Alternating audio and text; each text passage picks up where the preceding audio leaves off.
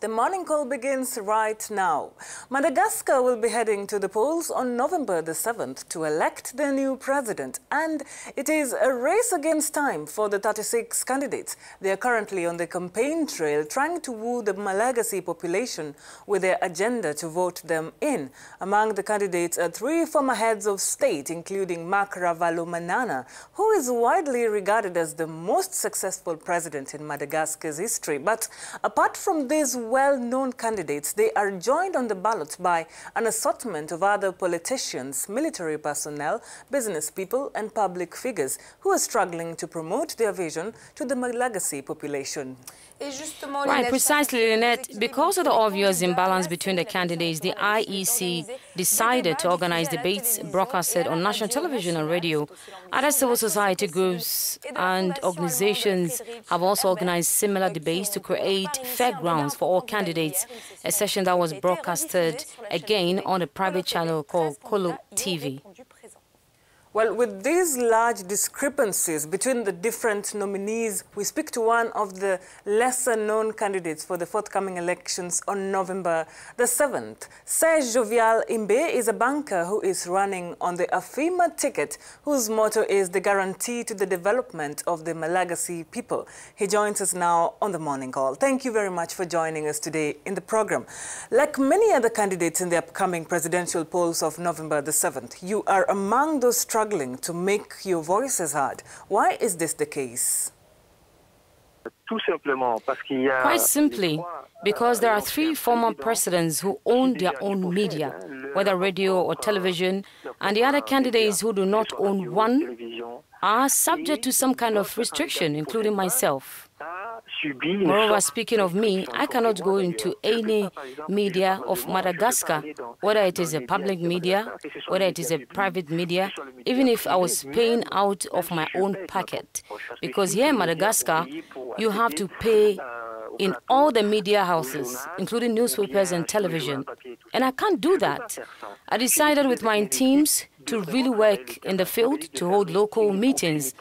That too, we need authorization from the district chief, whether at the community level or local authority level.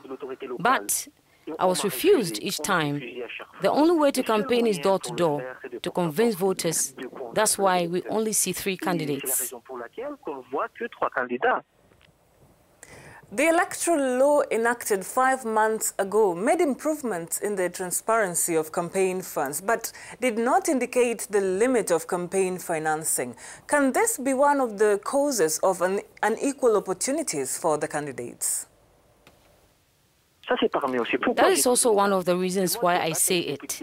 I am the one who has been fighting since 2017 for capping and transparency.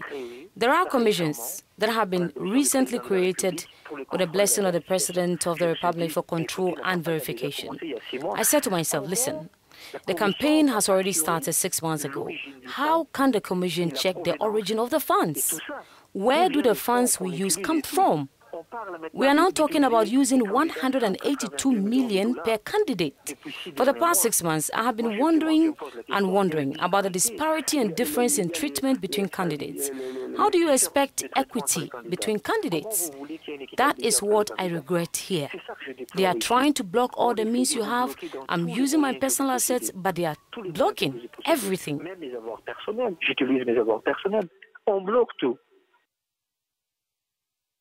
Large discrepancies between the different candidates. The civil society and the Friedrich Ebert German Foundation are taking action to ensure that everyone gets equal chances in participating in these elections. Was this not a question supposed to be resolved by the electoral law? What is Madagascar's problem?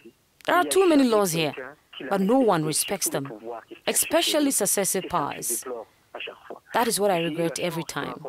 I had the opportunity to meet the former president before the opening of the election campaign. He said something that really touched me.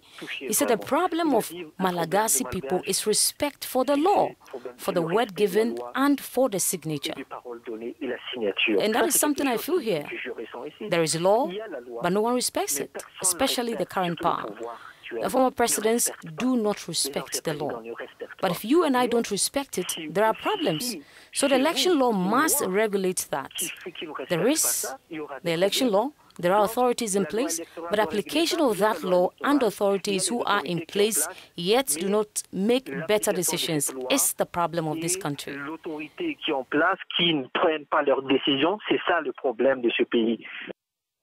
And before we let you go, you are 41 years old. You live abroad in Luxembourg, to be precise, and this is your first attempt. If I were a Malagasy voter, how would you convince me to vote for you? I have international experience, but I have never cut the cord with my country. Why do the people want to trust me? That's because I answered 2 questions out of 36 candidates. How will I finance my projects? I already have an 80% memorandum of understanding already signed to support the projects I have established for my country, and also how long it will take me to complete my short-term to medium-term to long-term projects. That's what sets me apart from the other candidates. And the problem in Madagascar is that we have never known a president who was well prepared. We came to power by circumstances, and I have been preparing my project for the past 10 years, a well-crafted project, which is why I can answer these questions I mentioned earlier. What are the needs of the people? What's the solution? How will I finance my projects?